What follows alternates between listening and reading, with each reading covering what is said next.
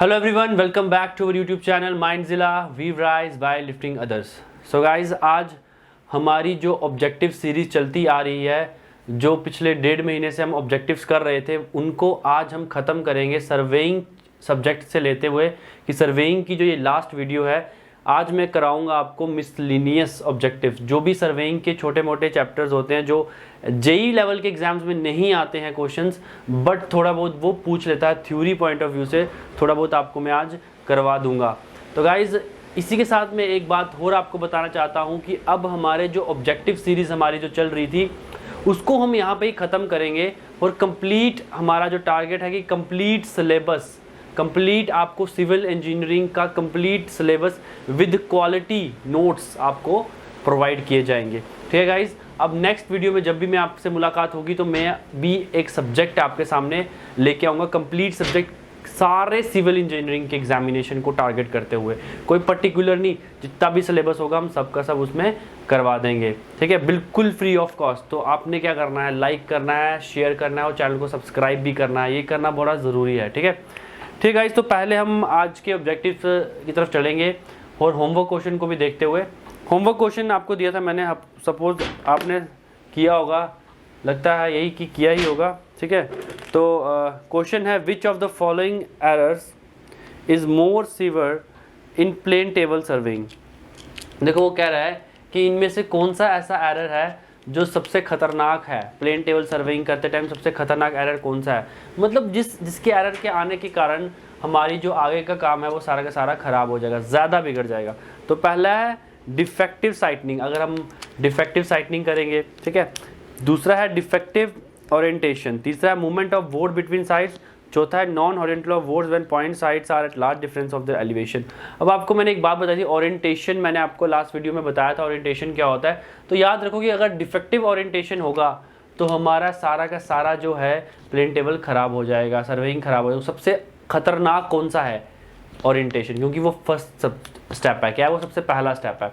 तो guys, orientation को ही हम करेंगे यहाँ पे। ऑप्शन नंबर बी की तरफ चलेंगे। Option number B is the right answer for this question.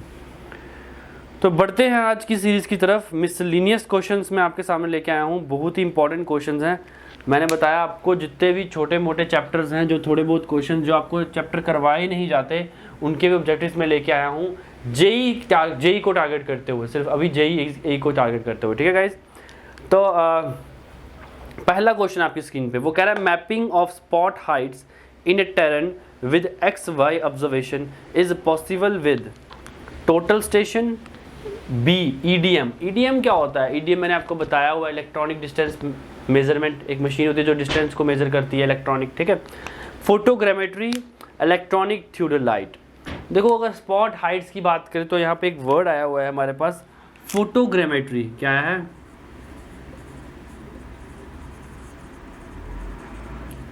ये एक वर्ड आया है, नया वर्ड, आपने ये शायद नहीं सुना हो। इसकी डेफिनेशन मैं आपको थोड़ी सी करवा देता हूँ। फोटोग्रामेट्री क्या होता है, ये होता है एक science of obtaining information about physical object. ठीक है, science of obtaining information about physical object through. अब फोटोग्रामेट्री है तो किसके थ्रू होगा भाई, क्या करेंगे, कौन से प्रोसेस से, through the process of recording, या फिर रिकॉर्डिंग के साथ साथ क्या, recording comma measuring and interpretation of photograph. मतलब क्या है इसका मतलब है कि फोटोग्रामेट्री वो साइंस है जिसमें हम क्या करते हैं, इंफॉर्मेशन करते हैं किसी भी फिजिकल ऑब्जेक्ट की।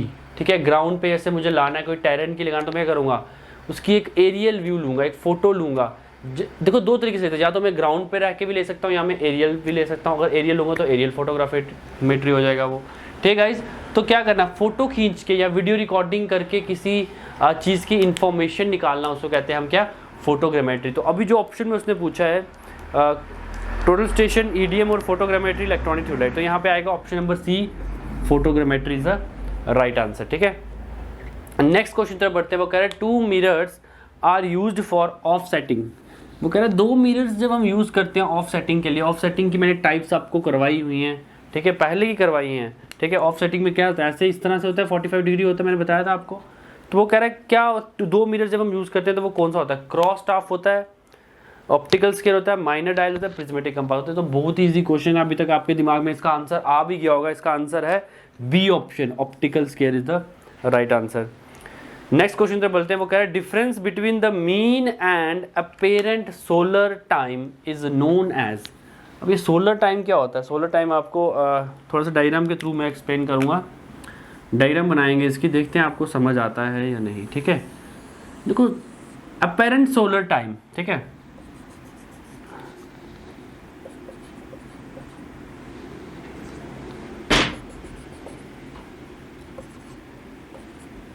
इसको 90 डिग्री मान लिया, इसको भी 90 डिग्री मान लिया। ये कौन सी लाइन होगी, Greenwich line, Greenwich meridian, meridian.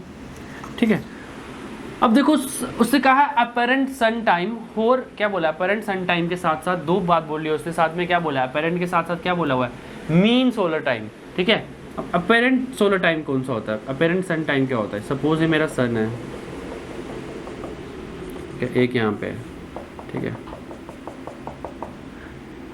अब पहले तो मीन सोलर टाइम, ये टाइम कौन सा टाइम है, ये वो टाइम है जब मतलब वो रिकॉर्डेड टाइम है जो हम सन के मोशन को रिकॉर्ड करते हैं। क्या करते हैं, सन जब क्या कर रहा है, घूम रहा है, उसके जो टाइम को हम जब रिकॉर्ड करते हैं उसको कहते हैं मीन सन टाइम। अब यहाँ से यहाँ तक होता है, जो सबसे पहले वाला होता है वो होता है अपेरेंट, क्या होता है अपेरेंट सन टाइम।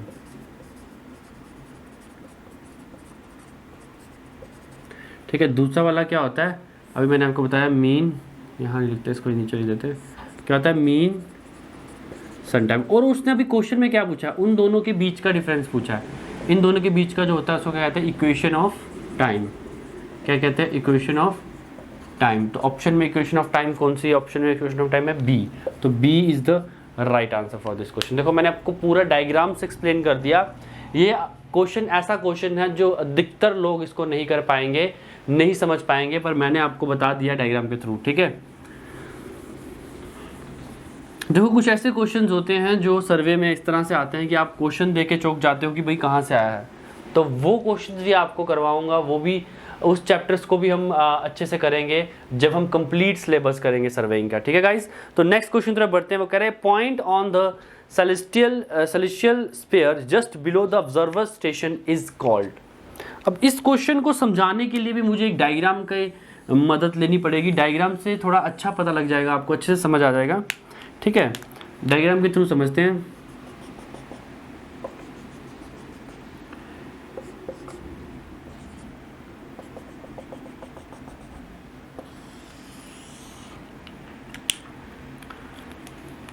ये जो ये पॉइंट होता है इसको कहते हैं ऑब्जर्वर्स। इस ऑब्जर्वर पॉइंट मान लिया मैंने, क्या मान लिया, ऑब्जर्वर पॉइंट, ये मान लिया ईस्ट, ये मान लिया वेस्ट, इसको लिख देता हूँ ऑब्जर्वर।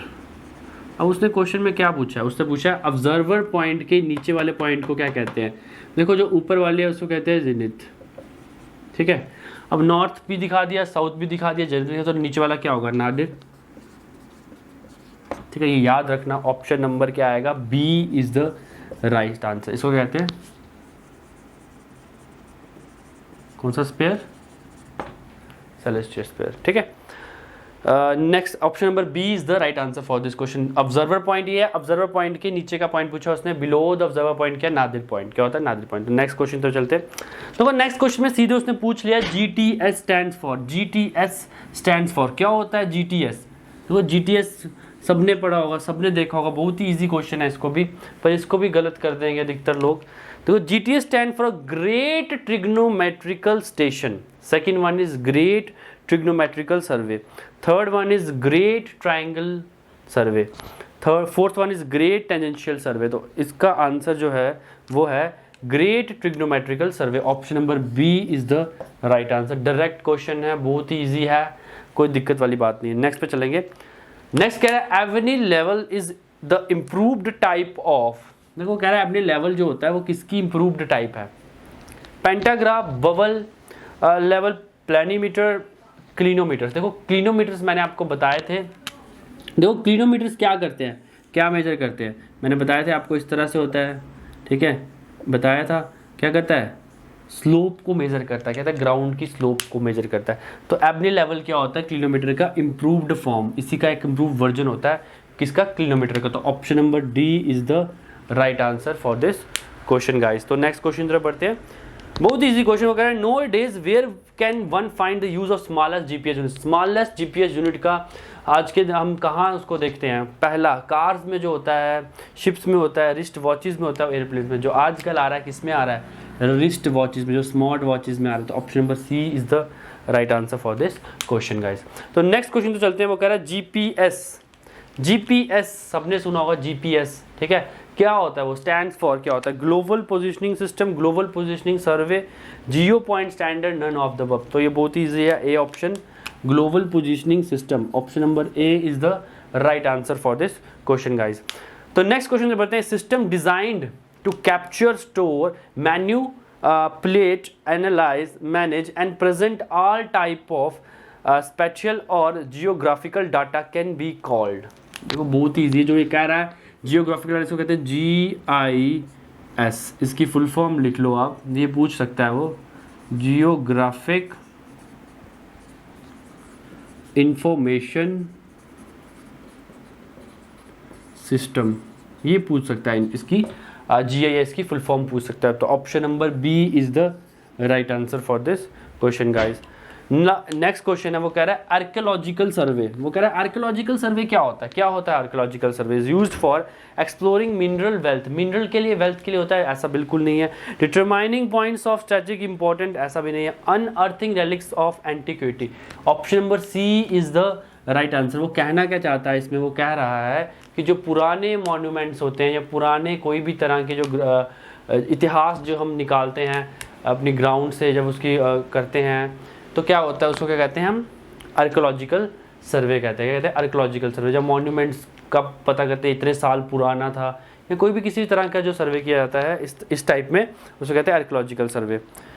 ठीक है, तो नेक्स्ट क्वेश्चन तरफ बढ़ते हैं। नेक्स्ट क्वेश्चन देखिए आपकी स्क्रीन पे, नेक्स्ट क्वेश्चन पढ़िए, वो कह रहा है सिम्पसन्स रूल।